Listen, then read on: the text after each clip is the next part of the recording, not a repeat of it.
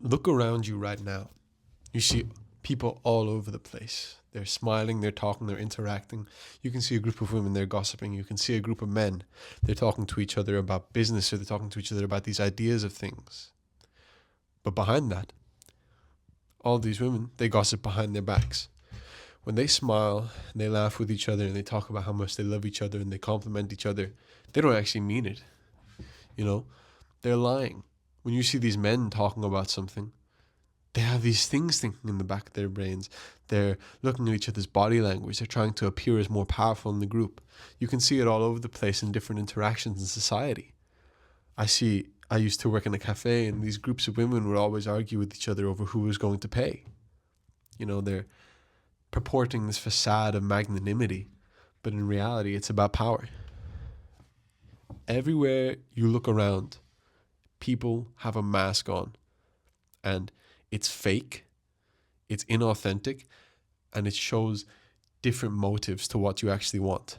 And other than it being absolutely disgusting and quite repulsive to me, you yourself need to remove it if you want to do anything of worth. The reason why we have this mask is because we are terrified of being ostracized and kicked out as a heretic of society for not conforming to propriety and social norms. That's why we all smile. That's why we all smile whenever someone asks us how we are, and we say, "I'm good, how are you?" But we're not. Sometimes we're not, but we lie. We sit in a class and pretend to pay attention to things. We smile at people we don't like. We just do things we don't want to. And that's our mask. We have to fake things. Please, please, please take the mask off. Nietzsche talks about it. The Übermensch. The strongest person is not the guy that can bench the most, the guy that can fight. That's a very stringent and strict idea of power. The true power is somebody who can genuinely just do what they want. That's it. It's the power in your mind. And if you keep on shutting off what you actually want to do, just so that you can appear as normal in society or to other groups of people in fear of judgment, you are weak. That's just pure weakness. That's what everyone wants to do. Everyone talks about being authentic, but they don't want to admit that that's the struggle you have to do. You just have to do what you like. Please, please, please take off the mask. It is so ugly. I know that you watching this have a goal. Every single person has a goal. I don't know what it is. Maybe you want to get famous. You want to become a great singer. Maybe you want to write a book. Maybe you want to become a scholar. Maybe you want to become a sportsman. The only way that you can actually do this is by becoming a trailblazer. You have to do your own thing. You see all these really great people who have achieved what they wanted to achieve. And the first thing that they do is they say, "Well, fuck what you want me to do. I'm going to do what I want to do." Even if you don't want to achieve a goal, out of pure love for yourself and pure authenticity, you have to remove that mask and do what you want. You're not going to smile at people anymore because you don't want to, and you're just obliged to based on what norms dictate. You're going to smile when you want to, authentically. You're not going to do these false games. It's like a game that we play that just show that you're a conformist to society. You need to play with your individuality. Have individual things you like. Where's my Nietzsche book? This is Friedrich Nietzsche's magnum opus. It's called Thus Spake Zarathustra. And in the book, he said that there's 3 metamorphoses to becoming what he says the Übermensch, the Superman. There's not the 3 type of people you can be. There's a lot of other people he talks about, like conformists. They're called the last man. But he states the final stage is the baby. The baby is one of the most interesting characters in society because the baby has no mask. When a baby wants something, it gets it. It doesn't care about being amicable. It doesn't care about fitting in or conforming. If a baby's hungry, it cries. If it wants something, it wants it, and it gets it usually. Baby doesn't even care about other people. It's selfish to that extent. You shouldn't be selfish, but the baby is the most purely authentic creature in humanity. And certain traits of the baby are kind of not something we want. They don't have much freedom. They're very weak. But that authenticity of the baby to kind of create what it wants to, get what it wants, and not conform is Nietzsche's point. You want to get away from fitting into these social standards, and you want to get into the state of you do what you want, you form your own ideas, and you become authentic. That's how you can live the life you want to live. You don't want to conform. You don't want that mask to be on.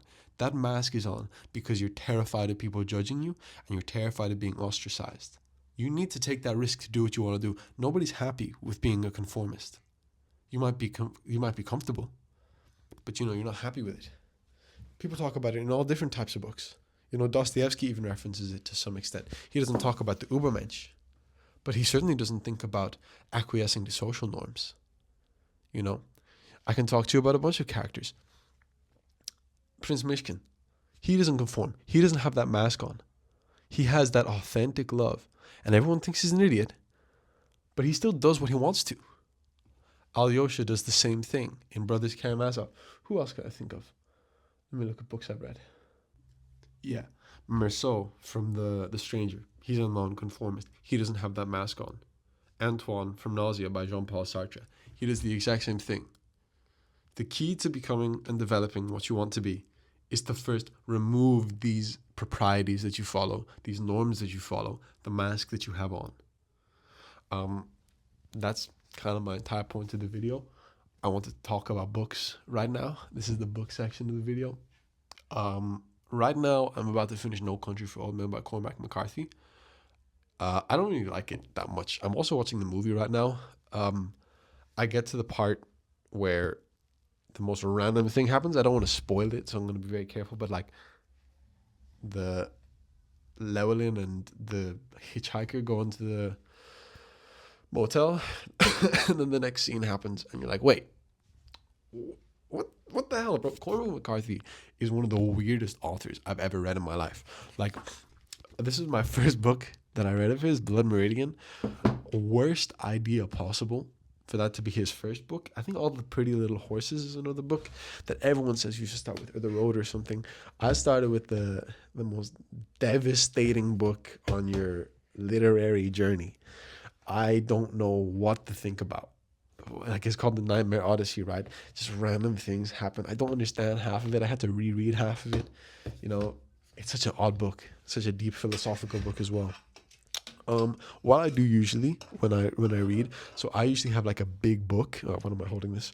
I have a big book that I read, and then I go off after I read that book, and I take a break with shorter books, right? So I finished Brothers Karamazov in September, and I've been reading a bunch of small books after that. So obviously No Country for Old Men. I read Nausea by Sartre, and I read Aldous Huxley's Brave New World. I'm reading that as well. And after that, I think I'm going to read some Bulgakov. My friend got me The White Guard by Bulgakov. I would love to read A Dog's Heart and Master and Margarita as well. That's going to be good. What other books? Oh yeah, 100 Years of Solitude. Oh my goodness, my friend got me 3 books. I'm so happy for my birthday. And I want to read 100 Years of Solitude. And low-key, I've been putting off reading big books as well. I have Count of Monte Cristo. I want to read The Idiot by Dostoevsky as well. And I want to read War and Peace by Tolstoy. Tolstoy is going to be the most annoying fucking book to read. It's Tolstoy's books are going to be the most annoying ones to read. Look at this. I got these two guys in a bookstore, in a charity shop. War and Peace and Anna Karenina. Now, I don't know if you guys can see the size of the letters and the words. They are tiny. My eyes are going to be cooked. I had trouble reading Brothers Karamazov because of the font size. And this is 1,000 pages of just aristocrats in Russia. So, everyone. I remember I watched this YouTube video of some guy. His name is Benjamin. I think he's this British guy. He's so pompous. I really like him. He talked about War and Peace. I think he put War and Peace as his favorite book of all time. I was like, I don't know if it's that good. You're talking to a grade A Dostoevsky glazer. I don't know if War and Peace will be that good. I feel like there's a bit of a pomp about it. There's this sort of nobility about reading War and Peace compared to Dostoevsky. Same as Moby Dick. I don't like those literary guys, and they so pompous and they're so like pretentious about the books that they read. Like, oh, you know, Ulysses is the greatest book I've ever read in my life, brother. I don't believe you've understood Ulysses or Moby Dick. They say the same stuff about Moby Dick. Nobody understands Moby Dick to the level that they say that they do. They just think it sounds profound because they don't understand anything. You know, they're just as bad as like white women in that sense who post quotes on Instagram. It's just so annoying. So yeah, I'm gonna read those guys. That's pretty much it, you know. I've been doing university for like 3 months and I'm so pissed off. I got a 2-1 on my last law paper. 2% away from a 1-1. Because, you know, I learned how to write from reading books. And my professor said I need more critical analysis, which is fair enough. That's how you do in academics. But bro, none of the actual authors I've read have done a single bit of critical analysis on any of their books. Like, are you serious? Nietzsche? You think this guy does critical analysis of his own work?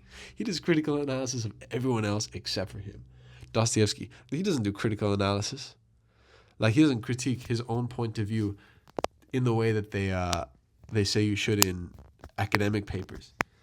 Although Dostoevsky, maybe I'm wrong about that. He does like portray the opposition's argument very well. You know, you find yourself agreeing with what he disagrees with more than you find yourself agreeing what he actually agrees with. But anyways, I really want to drop out. I'm actually playing a lot of chess right now and I'm reading a lot. And I'm not bothered to do any work. But yeah, hopefully you guys enjoyed the video. Give me book recommendations, please. This channel is going to blow up. I just know it. You know, I did that SWOT analysis. You know, pretty face, read books.